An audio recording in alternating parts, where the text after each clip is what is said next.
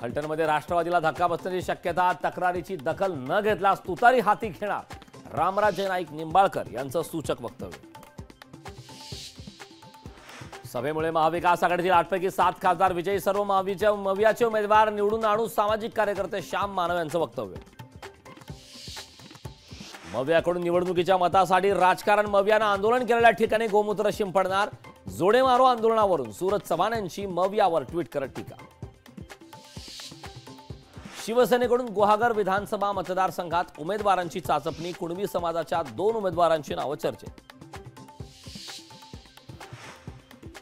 कोल्हापूरमध्ये शरद पवारांचा भाजपला मोठा धक्का, समर्जित खाडगेंचा 3 सप्टेंबरला राष्ट्रवादी शरद पवार पक्षामध्ये पक्षप्रवेश, भाजपचे 18 माजी नगरसेवकही पक्षप्रवेश करणार। पुण्यात काँग्रेसकडून 4 सप्टेंबरला बैठकीचे आयोजन, पश्चिम महाराष्ट्रातील सर्व काँग्रेसचे पदाधिकारी राहणार उपस्थित, नाना पटोले आणि रमेश चन्नीथालांच्या उपस्थितीमध्ये होणार बैठक। प्रकाश आंबेडकरांकडून ही तिसऱ्या आघाडीचे संकेत, ओबीसी सह विविध संघटनांना सोबत घेऊन निवडणूक लढणार प्रकाश आंबेडकर यांचं सूचक वक्तव्य।